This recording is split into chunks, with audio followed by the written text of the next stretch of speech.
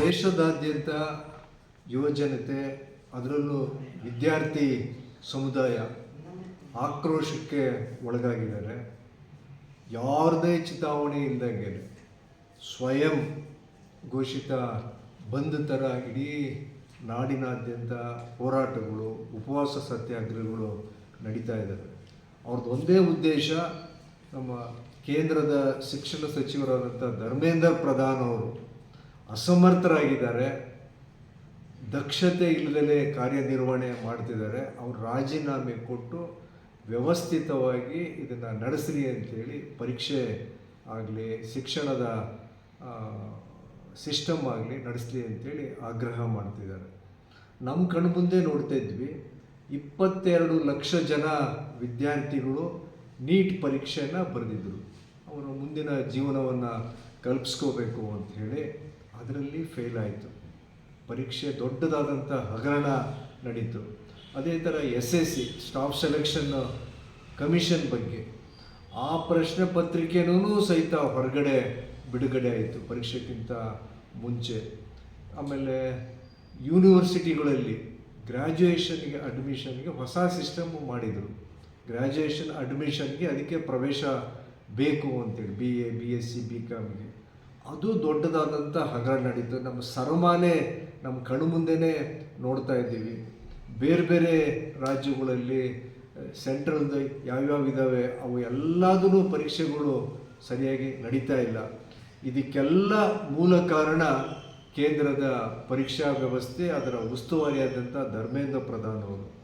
ನಿನ್ನೆ ಒಂದು ಅಂತಿಮ ಘಟ್ಟಕ್ಕೆ ತಗೊಂಡು ಹೋಗಿ ಅವ್ರನ್ನ ಸಂಧಾನಕ್ಕೆ ಕೂತ್ಕೊಂಡು ಮಾತುಕತೆ ಮುಖಾಂತರ ಬಗೆಹರಿಸಬೇಕಾಗಿತ್ತು.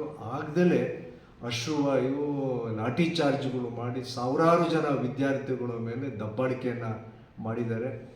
ಇದಕ್ಕೆ ಮಾನ್ಯ ಪ್ರಧಾನಿಗಳು ಜವಾಬ್ದಾರಿ ಹೊತ್ತು ಕೇಂದ್ರ ಶಿಕ್ಷಣ ಸಚಿವರಾದಂಥ ಧರ್ಮೇಂದ್ರ ಪ್ರಧಾನ ರಾಜೀನಾಮೆ ಪಡೆದು ಒಬ್ಬ ದಕ್ಷ ಸಚಿವರನ್ನ HRD ಸಚಿವರನ್ನಾಗಿ ಮಾಡಬೇಕು ಅಂತೇಳಿ ಈ ಮುಖಾಂತರ ಆಗ್ರಹ ಮಾಡ್ತೀವಿ. ದೇಶದ ಭವಿಷ್ಯ ಇರೋದು ಯುವಜನತೆ ಕೈಯಲ್ಲಿ. ಅವ್ರ ಜೊತೆ ಒಂದು ರೀತಿ ಚೆಲ್ಲಾಟ ಆಡ್ದಂಗೆ ಅಲ್ವಾ ಸರ್ ಇದು ಕೇಂದ್ರ ಸರ್ಕಾರ? ಜೊತೆಗೆ ಮೌನವನ್ನು ವಹಿಸುವಂಥದ್ದು. ಯಾವುದೋ ಒಂದು ಸಮಸ್ಯೆ ಆಗಿದೆ ಅಂದರೆ ಎಲ್ಲಾಯಿತು ಲೋಪ, ಅದನ್ನ ಹೆಂಗೆ ಸರಿಪಡಿಸ್ತೀವಿ ಅದನ್ನು ಹೇಳ್ದೆ ಒಂಥರ ಅವ್ರ ಮನಸ್ಥಿತಿಗಳು ಹೇಗಿದೆ ಅಂದರೆ ನಾವು ಮಾಡಿದ್ದೇ ಸರಿ. ಅದಕ್ಕೆ ಪ್ರತ್ಯುತ್ತರ ನಡೆದಂಥ ದೆಹಲಿಯ ಒಂದು ರೀತಿಯ ದಂಗೆಯ ರೂಪ ಅದು. ಮಾನ್ಯ ಪ್ರಧಾನಿಗಳು ಬೇರೆ ಬೇರೆ ವಿಷಯದ ಬಗ್ಗೆ ಚರ್ಚೆ ಮಾಡ್ತಾರೆ. ಅದು ಹೊರಗಡೆ ಕಾರ್ಯಕ್ರಮಗಳಿರ್ಬೋದು, ಮನ್ ಕಿ ಬಾತ್ ಮುಖಾಂತರ ಇರ್ಬೋದು.